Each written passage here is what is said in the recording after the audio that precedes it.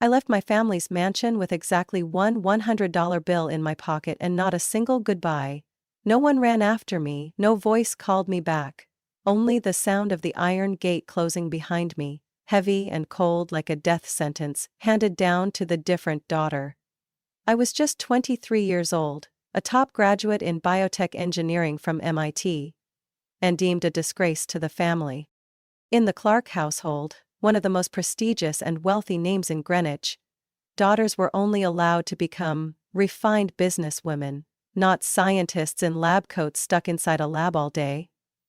I had committed a crime by refusing to follow in the footsteps of my mother and sister in finance, and that crime was tried.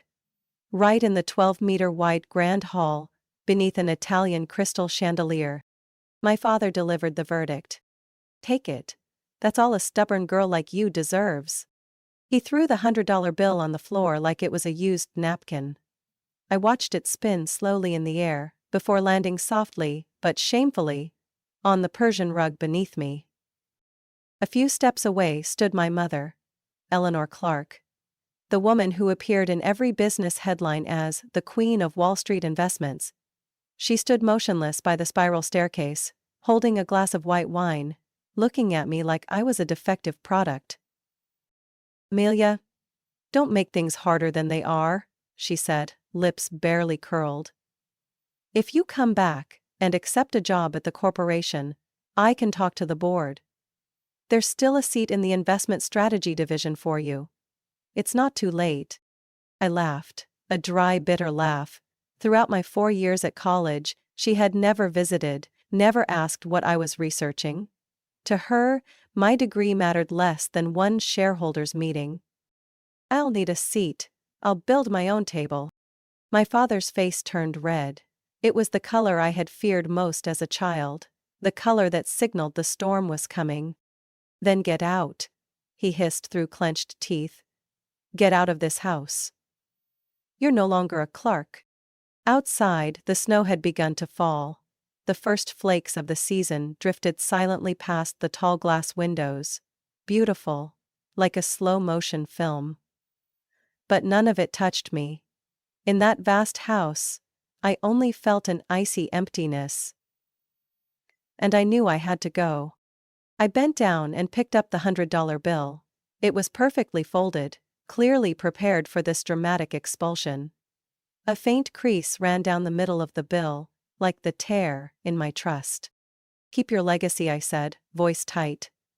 "I'll build something, not to be better than you, but to make sure I never become like you." My father let out a laugh, mocking and hollow like the wine cellar he always bragged about when entertaining guests. "What are you going to build, Amelia? A lab out of cardboard? A fantasy on that hard diluted head of yours?" I didn't answer. I just clenched the bill tighter and turned away. The small suitcase in my hand felt unbearably heavy, not because of the weight, but because it carried everything I had. A few plain outfits, an old laptop, and the half-finished blueprint of a biosagety technology I believed could change the world. I had no car. The Lexus I used to drive was in my father's name. I had no apartment. The rental in Cambridge had been paid with my mother's credit card, and that was surely cancelled. I had no friends in finance, because I never belonged there to begin with.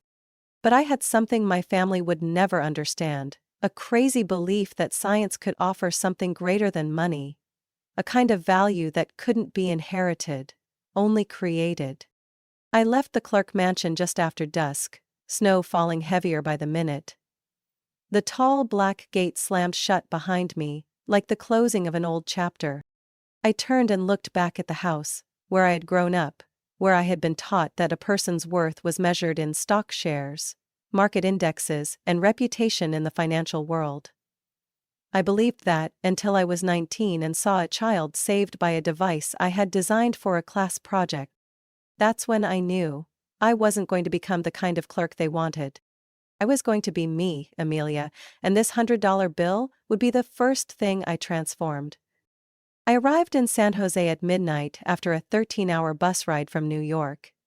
The fare was $37, leaving me with $63 and some loose change. In my coat pocket was the crumpled bill my father had thrown to the floor. I kept it as a silent vow. I'll never return empty-handed. No contacts. No housing. No one waiting. I dragged my small suitcase out of the terminal. Dust clung to my shoes. The wind stung my face. It was nothing like the glittering image people paint of Silicon Valley. Just dim yellow lights, quiet streets, and park benches crowded with the homeless. I picked a bench near bus stop 8, laid down my jacket, and told myself, just one night, tomorrow will be different. But deep down, I knew. There are no miracles for someone rejected by their family. Without even enough money for a motel. The next morning I walked into a small coffee shop called Sunbeam Brew, just looking for warmth and Wi-Fi. It was cheaper than Starbucks and had outlets. Enough reason to order the cheapest Americano and stay the entire morning. That's when I met Leah. She was the barista, around my age, messy teal hair in a bun, faded t-shirt, arms covered in tattoos. She looked up the first time I rolled in my suitcase but didn't say anything. The third time I asked for hot water, she raised an eyebrow. You sleeping on the street? I froze, caught off guard. I can tell, she continued, wiping down the counter. Been there myself, no need to lie. I exhaled, finally letting go of the strong facade I'd worn since leaving home. Just temporary, I need a few days to get settled. Leah gave me a long look, then nodded and motioned for me to follow her. Behind the counter was a door to the storage room. Narrow. Dark. Thick with the smell of roasted beans. No bed, just wooden floors and some cardboard boxes. But at least no one's kicking you out at midnight. I stood still, stunned. Why trust me? She shrugged. Because you look like me at 21, and because you're hugging that old Dell laptop like it's your lifeline. People only do that when there's something important inside. I laughed, for the first time in days, a tired but genuine laugh. That night I slept in the supply room, surrounded by paper cups, coffee bags and cans of condensed milk. The hum of the grinder upstairs played like a strange soundtrack to my new life, but at least I wasn't curled up in the freezing cold anymore. In exchange for the space, I helped Leah fix the espresso machine the next morning. It kept glitching. Hot water sometimes flowed, sometimes didn't. I opened it up, checked the circuit board, and found the issue. A faulty pressure sensor. Something I could fix in 15 minutes, easier than making instant noodles. The owner, Jerry, walked in just as the machine started working properly for the first time in weeks. He looked at me, surprised and impressed. What did you study? Biotech engineering. Are you looking for a job? I nodded. I can put you on the night shift. Cleaning, organizing storage, sometimes helping at the bar. It's not much, but enough for food. I nearly cried. From that day on, I officially worked at Sunbeam Brew, helping clean during the day and sleeping in the storage room at night. Whenever I had free time, I sat in the back corner of the cafe, opened my laptop, and began rewriting the ideas I'd carried since college. A bioenergy storage device. Feasible, clean, and more efficient than traditional lithium batteries. Leah often sat next to me after her shift, bringing 2 muffins and a pile of curious questions. Is this a bacterial tube or a capacitor? No. It's a modified protein structure. It stores electricity by changing shape in response to enzymes. Sounds like something out of a sci-fi movie, but what are you going to do with it? I paused, looking at Leah. Her eyes didn't mock me like so many others had. I'm going to create something the energy industry has never seen. Leah burst out laughing. Sounds like one of those weirdos on TED Talks. I laughed with her. Yeah, but those weirdos changed the world. I lived like that for 3 months. Mornings at the cafe, afternoons learning new tech through free Wi-Fi, evenings sitting with Leah explaining biochemical energy structures using plastic cups. I gradually completed the first draft of my bioenergy storage system, called Helix Core. I didn't know where it would take me, but I was sure of one thing. My father was right about only one thing. Money can measure a person's value, If that person knows how to use it to create what no one else dares to believe is possible. I stared at the computer screen for 5 straight minutes without blinking. That PDF file, the title Wedding Expenses for Mia and Ryan, pierced straight through my chest like a dagger. $35,863.00. Every line item listed down to the penny. Wedding flowers, $1,200.00. Cake, $650.00. Extra chairs for my dad's relatives, $248.00. I read to the bottom, my hand beginning to tremble. Please pay at your earliest convenience. Your parents hope you handle this quickly. No thank you. No well wishes. Just an order. Cold. Precise. My heart twisted like I'd just been cast out from the family I thought had finally started to open their arms. Ryan stood behind me, his shoulders tensing as he read over the email. He turned to me, voice low, every word tight through his teeth. What the hell is this, Mia? I didn't answer. How could I? I was still asking myself the same thing. I remembered my mom holding my hands, her voice gentle. I just don't want you to ever feel like you're lacking again. This wedding is our gift to you. That sentence now felt like a cruel joke. A con. A trap I had walked into blindly. I didn't sleep that night. I paced back and forth, checked the email again, dug through every message my mother had sent before. Not one line said it was an advance or something I'd have to repay. Not a single word. I remembered my father's cheerful voice at the engagement party, his hand on Ryan's shoulder. We're so proud of her. Finally, a good man to take her home. Every compliment, every hug, now just hollow shells. The truth was plain, brutal, undeniable. They never intended it as a gift. They were investing and expecting a return. The next morning, Ryan found me in the kitchen. I can write this check right now, not because I want to, but because you need this pain to stop. I looked at him, my eyes red. I don't want their money. I don't want a wedding gift snatched back like a slap in the face. But I do want an answer. I want to be seen as their daughter, not as a balance due. Ryan held me, tightly, as if trying to keep together the pieces my family had just shattered. That night, I sat down to write a letter. I couldn't face them directly. I knew if I did, I'd scream. I'd break into pieces, and then the cycle would repeat. I'd be hurt, they'd blame me, and I'd be the one apologizing again. In the letter I wrote, Dear Mom and Dad, I received the invoice. And I don't understand. You offered to pay for the wedding, you said it was a gift, a sign of love.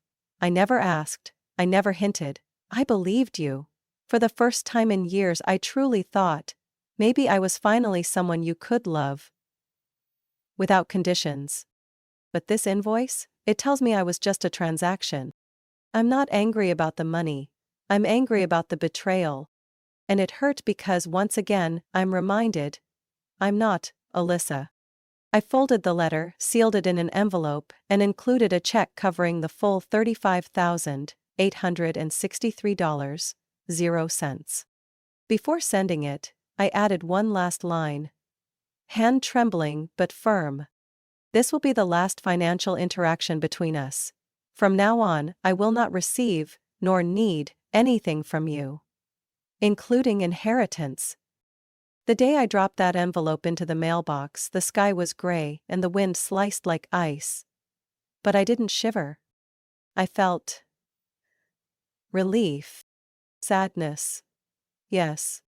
But in that cold, for the first time, I felt like I was reclaiming my own life. 3 days passed, no reply, no message, no call, no explanation. Silence. Just like the way they always punished me for stepping out of line. The only difference was, this time, I didn't feel guilty. I thought of Elisa. The way her eyes sparkled when she received the keys to the beach house. The way Mom handed her the diamond-studded ring and said, You deserve this. I used to dream of hearing those words once. But not anymore. I don't need someone to say I deserve it. I know I do. That night, Ryan came home with 2 cups of mint ice cream, my favorite since I was a kid, though my mom always said, that flavor's not classy. I laughed while eating, tears falling without me even noticing. Not from pain, but because I finally knew who truly chose to stay. I called my design Helix Core, a bioenergy storage system based on a double helix structure modeled after DNA. The idea had taken root in my sophomore year during a cell technology class, when our professor lectured on how proteins change shape to carry information. I had asked myself, if a molecule can store information, why can't it store energy? It sounded crazy. And honestly, most professors I pitched it to said it was impossible under current conditions. One even mocked me. You should write sci-fi novels, not an engineering thesis. But I didn't stop. I knew I was touching something that could change the entire renewable energy industry. Every night after my shift at Sunbeam Brew, I sat in the back corner using the cafe's Wi-Fi to dig through materials. Hundreds of papers on electroenzymes, nanomaterials, and molecular design. I sketched diagrams in pencil because my laptop battery couldn't last the night. Those pages, now full of scribbles, arrows, and equations, were the beginning of something that just might change the world. 3 months later, an opportunity arrived, random and wild like everything else in my life. That day, Leah called me over to the counter and pointed at a man near the door, furiously typing on his laptop, frustration all over his face. That guy's Jason Kim, CEO of some medical device startup. Last night, I heard him complaining about losing a major contract because their batteries suck. I hesitated. I had never pitched Helix Core to anyone but Leah. But then I remembered that crumpled $100 bill. And I walked over. Excuse me, I heard you're having an energy issue with your biotech device? Jason looked up, frowning. Who are you? Amelia Clark. I'm not a business expert, but I have a biobattery design that might help. He gave me a skeptical, almost condescending stare, then scoffed. You think you've invented a nuclear reactor or something? I didn't react. I just pulled out a stack of diagrams from my backpack. Everything I had. And slid it across the table. I don't need you to believe me, I just need you to read. He read in complete silence for almost 10 minutes. When he looked up again, Jason's eyes were completely different. If this is real, it could change the entire game. I nodded. I know. 3 days later, Jason introduced me to Dr. Vivian Patel, a leading biotech researcher at Stanford University. She had led dozens of major projects and was notorious for her ruthless bluntness. The meeting was held in a cold lab, filled with the scent of ethanol and microscopes. I have 1 hour, she said. And if this design is garbage, you'll know immediately. I presented everything, from the principles of the helix core structure to the enzyme-based charge transfer mechanism. She kept interrupting, challenging, rebutting, pushing my logic to the edge. Just as I began to panic, she suddenly went quiet. Half a minute passed. Then she gave a small nod. Bold. Impractical. But there's potential. I held my breath. I know some people at Berkeley. They might let you borrow lab equipment to test a prototype. But be warned, if a single parameter is off, the whole thing collapses. I accept. You're insane, she said, giving me one last look. But sometimes, insane is the only thing big enough to change an industry. The following week, I started working at Berkeley's Molecular Energy Research Center, unofficially sponsored through Dr. Patel's connections. They didn't pay me a dime, but I got access to the lab at night, 8:00 p.m. to 3:00 a.m. After the main projects cleared out. During the day I still worked at Sunbeam Brew. In the afternoons I fixed equipment for Jason's startup to make just enough to survive. At night, I put on a white lab coat, hands stained with chemicals, stepping into the lab like a dream chaser.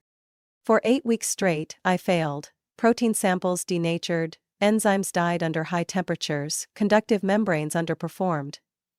Every night, I stared at flawed data, feeling like I was falling into a black hole.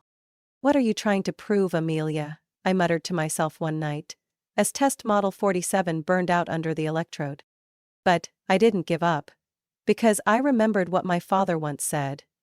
You'll never finish anything. And I was going to prove him wrong. On day 59, at 2:47 a.m., test model Helix Core v3.912 unexpectedly registered an energy transfer efficiency of 97.8%. I couldn't believe my eyes. I triple-checked. Same result. 97.8%. I cried right there at the freezing lab bench. Not from joy, but because, for the first time in my life, something no one believed was finally becoming real. The next morning, Dr. Patel walked in to find me passed out at the table, pen still in hand. She said nothing. Just flipped to the final data sheet and stared at the chart. After a few minutes, she said only one thing. We need to present this to the National Energy Integration Council. I looked up, eyes tired but glowing. So, it's good enough? She didn't answer, just turned to leave and added. No, Amelia, it's not just good. It could be the future. When the Helix Core prototype reached 98.7% storage efficiency, the entire Berkeley lab held its breath. That number shattered every current tech benchmark. While lithium-ion batteries topped out at 85 to 90%, mine was approaching maximum theoretical performance. This wasn't just a breakthrough. It was a punch in the face to everyone who once laughed at the idea of bioenergy. Dr. Vivian Patel personally validated the test results. She submitted reports to 2 leading research institutions. A week later, I received emails from 3 tech investment funds, all requesting an urgent meeting. Leah, the one who had watched every draft from day one, shoved a new gray blazer into my hands, freshly bought from a thrift shop. No one's going to fund you in an ink-stained t-shirt and busted sneakers, genius. I laughed. You know I hate those formal pitch meetings. I know. But they don't invest in dreamers. They invest in people who make dreams look like plans. And just like that, I stepped into the biggest pitch of my life. The first meeting was with Vanguard Axis, a startup fund in San Francisco. The conference room overlooked the bay, with a polished walnut table and 6 men in wrinkle-free Armani suits. I laid out the full Helix Core process, the test results, a 3-year plan, and the exploding renewable energy market. At the end, one of them asked, "Why should we trust a young engineer with no PhD and no experience running a company?" I answered directly, "Because I didn't build anything on assumptions. I started from zero, no money, no backing, and still brought this idea to the verge of prototyping. I don't need you to believe in me. I just need you not to miss the one chance to stand beside a revolution." They smiled, polite, but they never called back.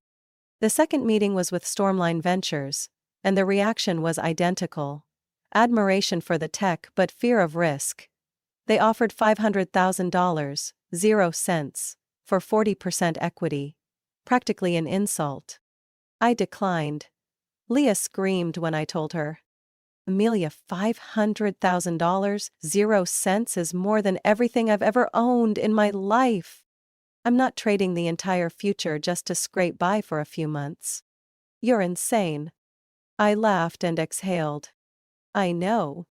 The final opportunity came from Orion Matrix Capital, a venture fund based in Palo Alto, specializing in breakthrough technology. The meeting took place in a minimalist conference room, just 3 people present. Seated in the middle was Isabella Cruz, senior partner at The Woman, who had led 3 startups to unicorn status in 5 years.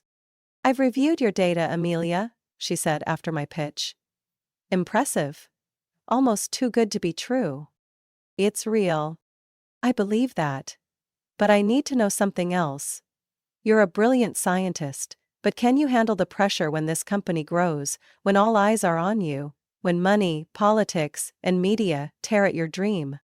I looked her straight in the eye. "I've slept in a cafe storage room, lived off leftover muffins, fixed espresso machines in exchange for a place to stay. I can handle the entire world if it stands between me and Helix Core." The room went dead silent. Then, Isabella nodded. "I believe you." Orion Matrix will invest $5 million, 0 cents for 22% equity, on the condition that you assemble a tech team within 60 days and deliver a commercial prototype plan in 12 months. I froze. My heart pounded. I accept. 2 weeks later, I founded my own company, named Helix Core Systems. Our first office was a renovated warehouse on the outskirts of Fremont, smelling like fresh paint, with wires hanging like spiderwebs. I hired 4 engineers, 2 former Tesla employees, 1 from the Berkeley lab, and 1 was Leah. "I don't have an engineering degree," she said when I offered. "I don't need a degree. I need the person who asked the right questions, when I didn't know I was wrong." She agreed, but made me promise a raise after the first month, or she'd dump coffee on my head every morning. We worked like maniacs. No weekends, no evenings, no concept of work hours. Helix Core slowly moved from sketches into reality. I looked at the first prototype, just slightly larger than a soda can. But inside it held thousands of hours of labor, thousands of rejections, and the whispered promise I made to myself every night. Don't give up. Just one more step. 1 month after the contract signing, I received a letter. No return address. Just a plain white envelope with an old $100 0-cent bill inside. The same one my father had thrown in my face years ago. Attached was a single sheet of paper with 2 printed lines. Amelia Clark, CEO, Helix Core Systems. Looks like you figured out how to use it better than your father. I didn't laugh. I didn't cry. I simply folded the note and placed it in the top drawer of my desk. I didn't need an apology, I needed results. And the results? They were coming faster than I had imagined.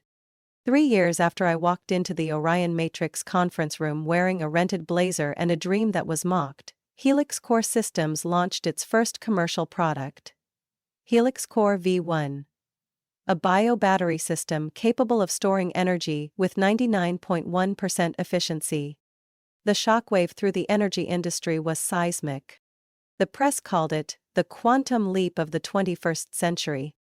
Renewable energy firms from Europe, South Korea, and South America lined up to sign distribution deals. Fossil fuel giants started to panic, literally. For the first time in modern history, a clean energy storage system had not only matched, but vastly outperformed, traditional fuels in both efficiency and cost. The public demo took place in an industrial site in Arizona, where extreme heat typically crippled traditional systems in continuous operation. I stood before a sleek row of silver Helix Core batteries, hand-gripping the remote. My eyes were fixed on the energy sensor screen. The numbers shot up as the system activated. 99.1%. No fluctuation. No loss. The audience, government officials, energy execs, and international press, rose to their feet in unison, a wave of cheers like a stadium eruption. "She did it!" a CNBC reporter exclaimed. "She just rewrote the rulebook." I turned to Leah, now our chief operating officer. Her hair was still deep green, but now tied up in a high bun like a proper CEO. She whispered, eyes filled with emotion. "I told you you weren't normal." I smiled, eyes stinging. "And this world, Leah, it's finally learning how to keep up with abnormal." 3 months after that demo, Helix Core Systems went public on the NASDAQ. Stock symbol HCS. Shares tripled within 72 hours. The media dubbed me the female Elon Musk. I hated the label, but I got the message. A rebel in a stale industry. The day the company's valuation passed $8 billion, $200 million, 0 cents, I received an email from Orion Matrix. "Congratulations, Amelia. From the girl who used to sleep in a cafe storage room, to a CEO with a personal net worth over $110 million, 0 cents. We're proud we believed in you from the beginning. Isabella Cruz." I didn't reply right away. I just printed the email, folded it neatly and pinned it beside the old $100 0 cents bill. The one I kept from the day my father threw it at me. 2 symbols. one of humiliation, one of recognition. Both were fuel for my journey. The new Helix Core headquarters was built in San Mateo, a 6-story glass tower, eco-friendly, powered entirely by our own technology. I had my own office for the first time in my life, but my favorite spot was still the lowest floor, the research lab. There, I still wore my lab coat, still fine-tuned equipment with young engineers, still debated protein chains, electrobiochemical structures, and dual enzyme mechanisms. I had never left science, I just brought it to a higher floor. One late night as I reviewed a market analysis report, Leah walked in holding her tablet. "There's something you need to see." She set it down on the desk. On screen was a leaked internal memo from Clark Holdings, the top financial investment group in New York. "My family." The headline read. "Strategic plan to acquire controlling interest in Helix Core Systems. Phase 1. My heart sank. They were coming back. Not to apologize, not to ask how I was, but to take over what I had built. From the very pain they left behind. "I saw this coming," I said, my voice low. "What are you going to do?" I looked out the window. The San Mateo sky full of stars, reflecting on the Helix Core building's glass like its own private universe. "I'm not the girl who was thrown out of her house anymore, Leah. I'm the CEO of a company that's changing the world, and this time, I won't let them destroy what I've built." Leah nodded. Her eyes were no longer those of a barista from a small coffee shop, but a comrade. "Good, because I just got word. Clark Holdings is negotiating with 3 of our major minority shareholders. If they gather 30%, they'll have the right to propose a restructuring." I gave a cold smile. "Then they've picked the wrong person to play this game." I stood up, slowly, deliberately. "Begin the intellectual property protection plan, call legal counsel. And send out board meeting invitations. I want them to know who really holds the power." It took me nearly a year to prepare the acquisition strategy for Clark Holdings. Step by step, silently, without anyone linking me to the name Amelia Clark. I was no longer the girl cast out with a $100 0-cent bill in her pocket. I was now Elena Brooks. The name I used for all transaction records tied to Northgate Nova Capital, a subsidiary of Helix Core Systems, incorporated in Delaware, with multi-layered ownership structure to perfectly shield the identity of its principal shareholder. When my family began secretly collecting Helix Core shares to initiate a takeover, they had no idea I had already moved first and was doing the same to their own investment empire. Clark Holdings was a financial beast, with over 80 years of history, specializing in conservative sectors, luxury real estate, banking, traditional energy. When they tried to break into renewable energy, their rigidity became their fatal flaw. One I understood better than anyone. Through 3 indirect investment companies in Switzerland, Singapore, and Nevada, my legal team and I quietly bought up small chunks of Clark Holdings, acquiring stakes from dormant funds, retired shareholders, and investors hit hard by last year's market crash. In just 9 months, we quietly acquired 31% of the shares, and thanks to holding a large portion of Clark's maturing corporate bonds, I had the upper hand. I didn't need to knock with my old name. I'd break the door down with the power of capital. The emergency shareholder meeting took place at Clark's New York headquarters. I arrived on time, in a simple black dress, hair in a tight bun, gold-rimmed glasses. No one recognized me. Because no one ever imagined Amelia Clark, the daughter once labeled a stain on the family name, would return like this. When I entered the boardroom, all eyes turned to Douglas Clark. My father, chairman of the board. He sat at the head. Hair grayer than before, voice still sharp as ever. "I declare this meeting open. Will the representative of Northgate Nova Capital please identify themselves?" I stood. "I'm Elena Brooks, CEO of Northgate Nova Capital." He frowned. The name meant nothing to him. "Good." I opened my folder, speaking clearly.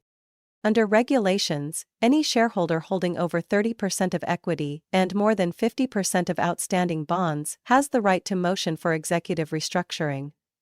Northgate Nova Capital currently holds 31.4% of shares and 54% of Clark Holdings bonds. We are requesting a vote to remove the current chairman and restructure the board. Silence fell over the room. The first to stand in protest was Gwen Harper, my sister, currently the executive director of international investments. This is insane. Who do you think you are walking in here to topple the board? I met her eyes, voice unwavering. I'm the one they threw out of the family. And today, I'm here to take back what never rightfully belonged to them. Gwen squinted as if trying to match my face to a distant memory. Amelia. My father snapped around, voice like a hiss through clenched teeth. No, it can't be. I removed my glasses, took off my coat. His eyes met mine. And it hit him like a punch. Hello, Dad, long time no see. The air shattered like glass. A few shareholders murmured, some nodded subtly. They had heard rumors about the young woman who once rejected a massive inheritance, who built a bio-battery company from nothing. But never imagined she'd appear here, with power and composure like this. Douglas Clark stood, trembling. You came back. For revenge? I stepped to the table and laid down copies of share transfer documents, bond contracts, and the restructuring plan. No. I came back to buy what you thought you'd never lose, but now, it's no longer yours. Clark Holdings is my life's work, he shouted. And I was what you threw away like trash, I replied. Now that trash has built a kingdom big enough to swallow the Clark name whole. And I will. Not out of revenge, but for justice. Gwen lunged toward the documents. Leah, who had stood silently at my side, stepped in, eyes like ice.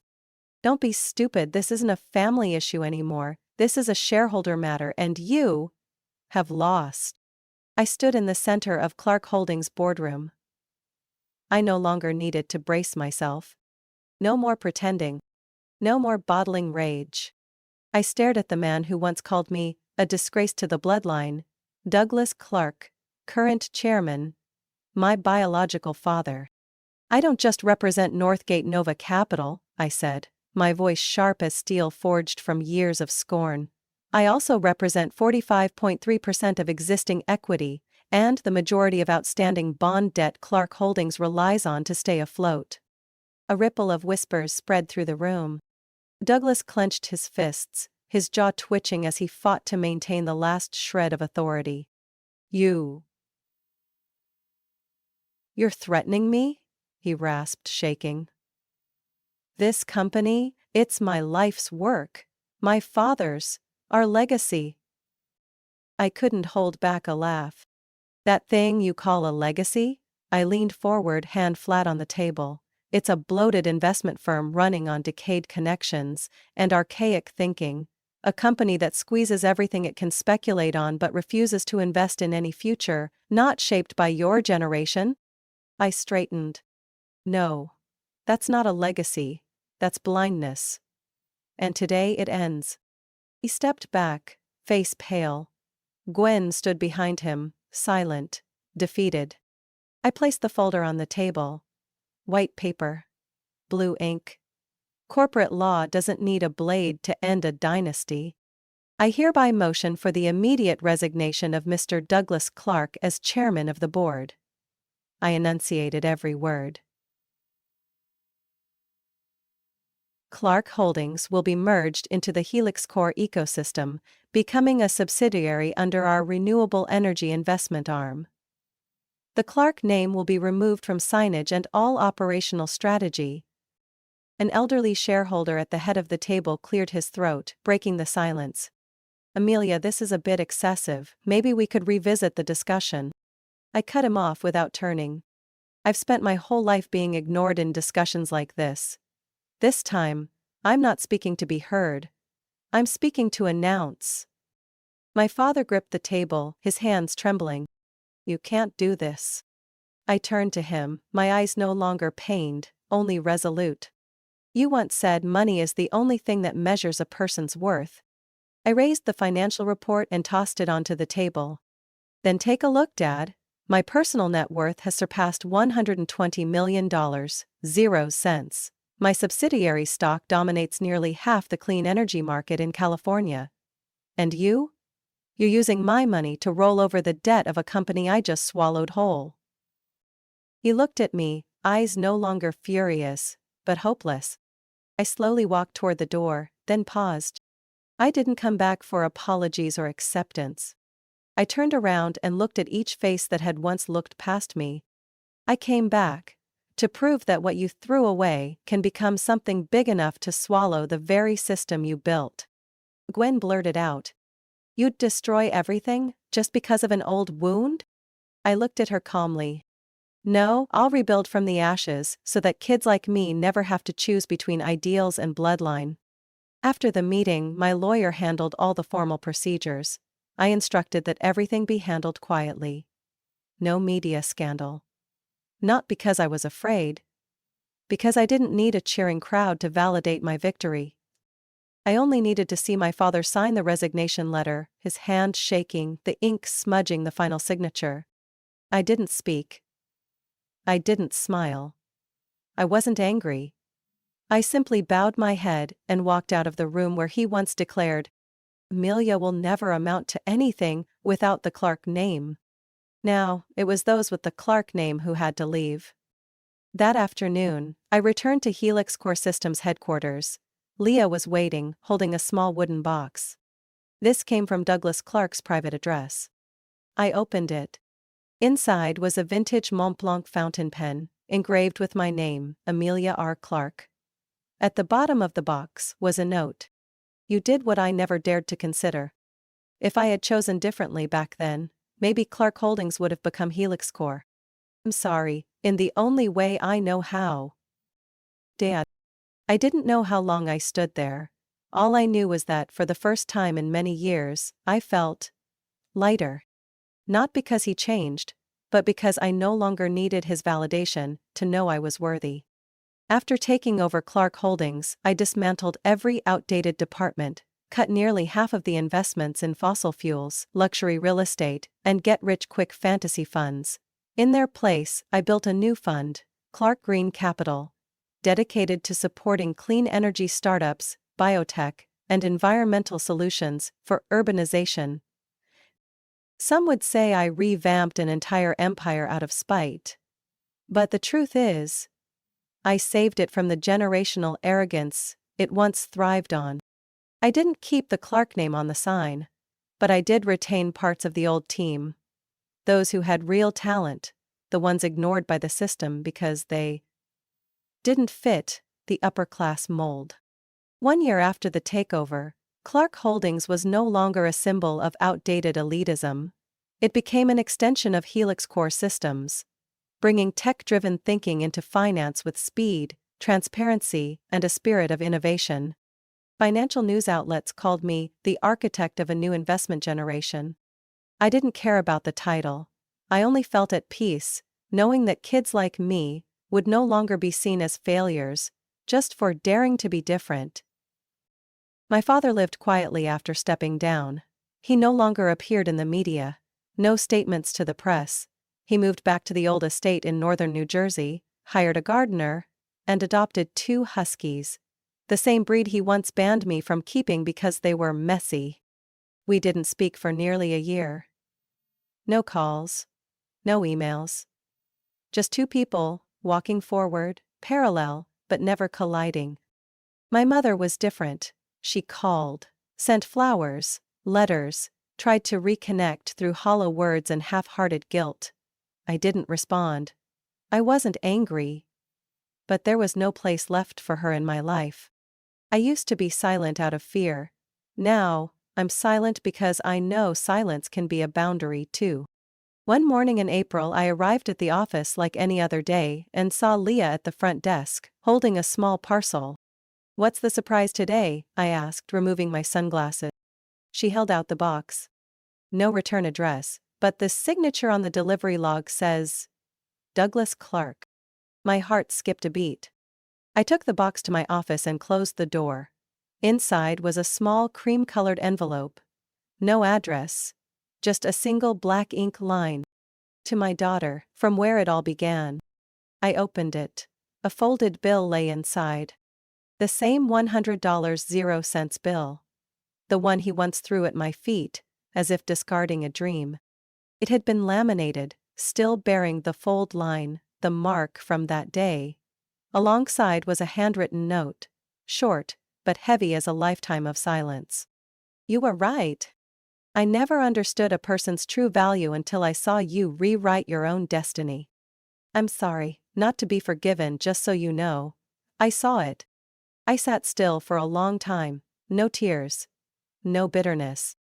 Just a long overdue acceptance, and the ending I needed. That day, I left the office early. Told no one. Took nothing with me except the laminated bill. I drove to San Jose, to the same coffee shop where I once begged to sleep in the storage room, where I messed up espressos just to stay, where I quietly redrew Helix core battery schematics using free Wi-Fi. Sunbeam Brew was still there, same name, still had the chalkboard sign. Today's special, courage and caffeine. I sat at the same old table by the window. The new barista brought me a latte, unaware that this very place had quietly fermented a revolution. I placed the $100.00 bill on the table, along with a short note. I was kicked out of my home with this exact bill. It brought me here. If you're starting over, maybe it'll take you even farther. I walked away, never looked back. That night, I stood on the rooftop of Helix Core HQ in San Mateo. The city lights shimmered with the breeze. Leah joined me, holding 2 glasses of red wine. You okay? She asked. I nodded, clinking glasses with her. I've closed the loop, now it's just forward. Leah laughed softly. From coffee storage to the NASDAQ, who would have thought, Amelia? I looked toward the horizon. No one, not even me. But in the end, what defines a person isn't where they were born. It's where they choose to end the old and begin something better. Amelia Clark's story isn't just a journey from rejection to power. It's proof of what resilience and self-determination can build. From a $100.00 bill tossed with cruelty, she didn't just rise. She transformed pain into the foundation of a revolutionary empire. Her story reminds us, a person's worth isn't where they come from, it's what they dare to create from nothing. What do you think about Amelia's journey, and how she faced the family that once abandoned her? Would you have done the same in her place? Leave your thoughts in the comments, and follow the channel for more powerful family stories like this one.